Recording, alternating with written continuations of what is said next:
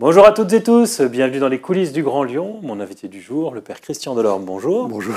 On vous connaît comme le curé des Minguettes, évidemment depuis... vous étiez à Saint-Fond à l'époque. Tout à fait. Aujourd'hui, vous êtes invité pour parler de l'histoire de l'islam à Lyon, un ouvrage que vous venez de réaliser. Pourquoi il fallait que ce soit vous qui écriviez cette histoire? Alors, je ne sais pas s'il fallait que ce soit moi, mais il se trouve que les circonstances ont fait que depuis 50 ans, je suis témoin de cette réalité, de cette installation, développement de l'islam en France en tant que prêtre, ami de beaucoup de musulmans.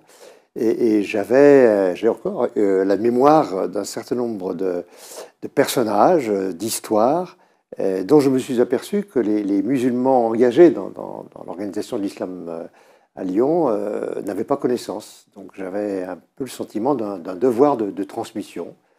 Et puis pour moi, c'était aussi, à titre personnel, une manière de relire un engagement, même si je ne m'applique pas directement dans le livre, mais c'était une manière d'essayer de comprendre ce que j'avais vécu et de voir si on pouvait faire un constat paisible ou inquiet de cette réalité.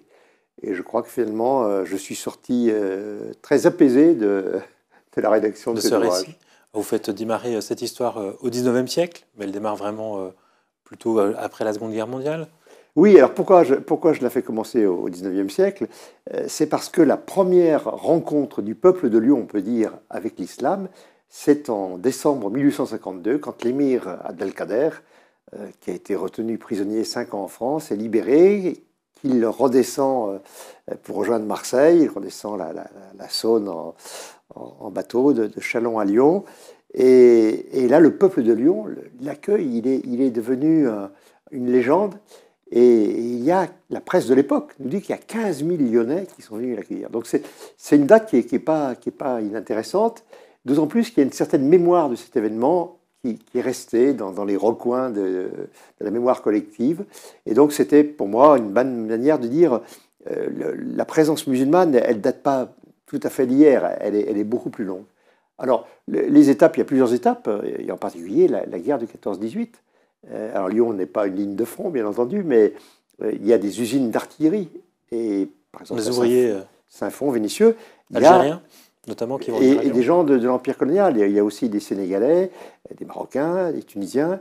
Il y a à ce moment-là 20 000 à Lyon, il y a 20 000 travailleurs coloniaux. Plus ceux qui, revenus du front, ont été blessés, sont soignés dans les hôpitaux à Lyon.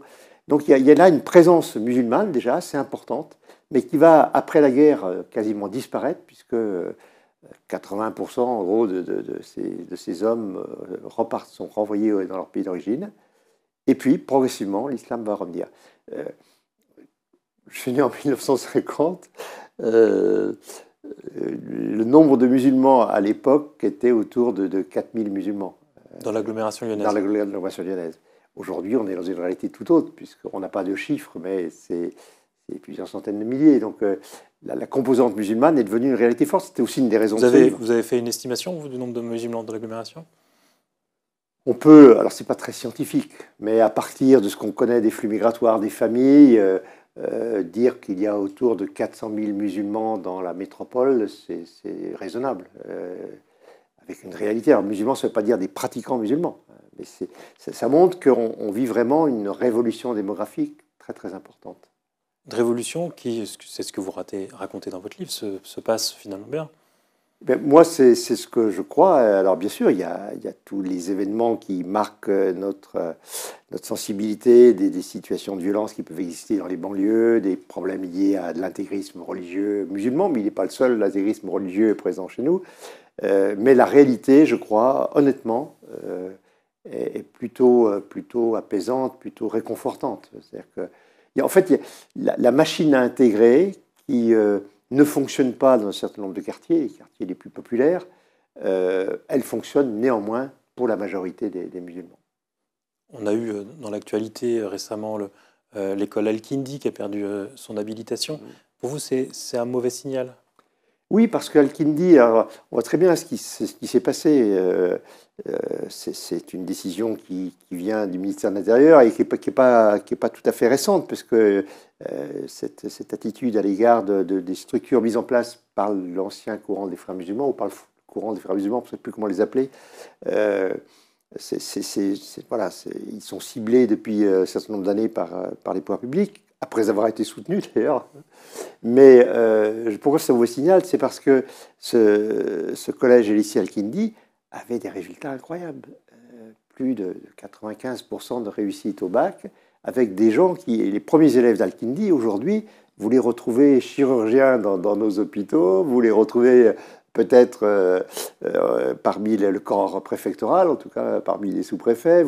Il y a vraiment, et parmi les ingénieurs, voilà, c'est une élite. Et je trouve que c'est assez dangereux de s'en prendre d'une certaine manière à un établissement qui sans doute avait des défauts, mais bon, je suis malheureusement bien placé en tant que prêtre catholique pour dire que des défauts dans des établissements catholiques, quand on pense à Betaram par exemple qui fait l'actualité, on n'a pas fermé Betaram, on ferme Al-Kindi alors qu'il n'y avait pas à Al-Kindi des scandales de la même proportion. Pour vous, il n'y a pas de phénomène de radicalisation aujourd'hui? Al-Kindi, non. Moi, vous savez, au départ, j'étais un peu vous racontez prudent. L'histoire de... Voilà. Parce que c'est vrai qu'Al-Kindi a été créé par des tenants de la confrérie des frères musulmans. Donc, un islam très orthodoxe et qui se veut en même temps transformateur de la société. Mais progressivement, les responsables du départ ont laissé la place à d'autres.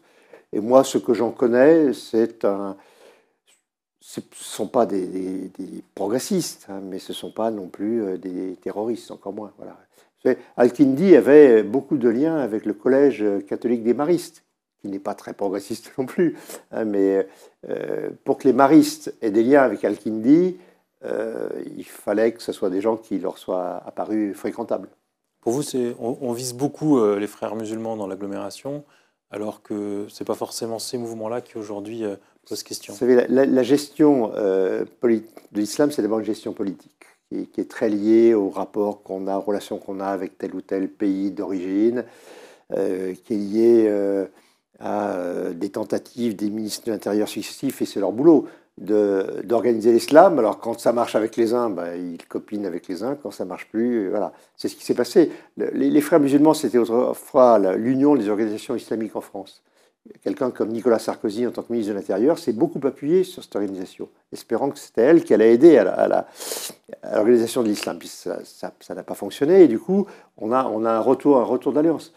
Moi, aujourd'hui, quand je regarde le paysage musulman de France, et je le laisse entendre dans ce livre, même si c'est un livre qui se veut objectif, donc il n'y a pas de prise de position tranchée, mais je pense que le problème aujourd'hui de l'islam en France est beaucoup plus lié à un certain nationalisme des Turcs, des musulmans turcs, qui sont très très organisés et qui sont beaucoup plus tournés, y compris une grande partie de nos concitoyens français d'origine turque, très tournés vers le pays, vers la Turquie et vers son régime. C'est que Erdogan est élu en grande partie grâce à la diaspora turque qui est très importante en Europe. Et à l'inverse, vous avez vu les principaux responsables issus du mouvement des frères musulmans s'intégrer, devenir... Dans un certain nombre, il y a deux personnalités lyonnaises connues, en tout cas, connues du pouvoir public, mais de beaucoup de gens et des médias en particulier. Je pense à Azdine Gassi, recteur de la mosquée de Villeurbanne, qui est un universitaire scientifique. Azdine Gassi a commencé sa vie militante au sein de l'UOIF. Il a quitté, voici plusieurs années maintenant, le courant des frères musulmans. Il est devenu un facteur apaisant que les pouvoirs publics chérissent, si j'ose dire. Hein. Je pense à Mohamed Binta, qui est un imam d'origine malienne, qui est recteur de la mosquée de Dessine, et qui en même temps est l'accompagnateur spirituel d'Al-Kindi.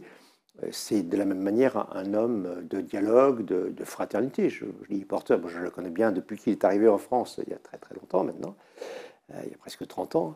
Et voilà, donc je pense que quand on stigmatise comme ça globalement les frères musulmans, ou les anciens frères musulmans, parce qu'on ne fait pas toujours la différence, aujourd'hui on se trompe en France.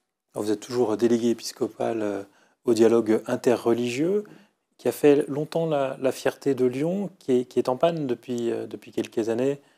Alors, ce n'est pas seulement à Lyon, c'est-à-dire que la tragédie qui se joue actuellement au Proche-Orient fait que les responsables juifs et les responsables musulmans n'arrivent plus à se rencontrer parce qu'il y a des sensibilités tellement différentes, des solidarités presque naturelles.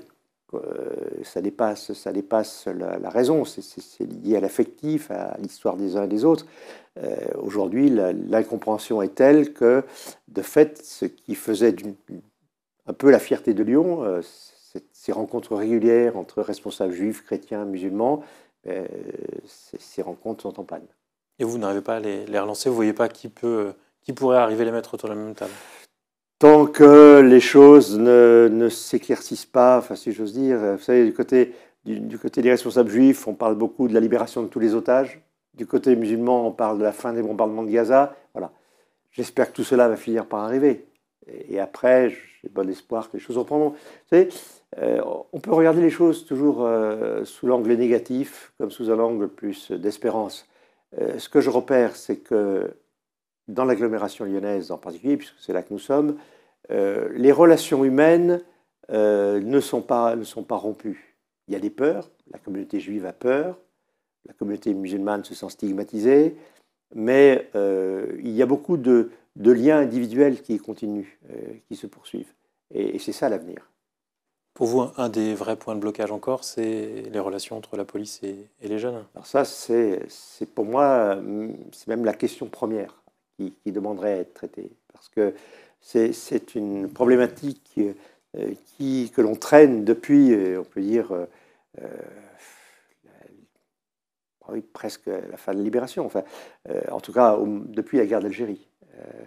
La police française a été formée d'une certaine manière dans la suspicion à l'égard d'une population d'origine maghrébine surtout, à cause de la guerre d'Algérie. Puis après cela, il y a eu les premières échauffourées dans les banlieues. Puis après ça, il y a eu les problèmes du terrorisme. Et donc il y a une espèce de culture policière, de la suspicion, on va dire, à l'égard de certains groupes humains, et en particulier de ces groupes issus des immigrations postcoloniales. Et on n'arrive pas à en sortir.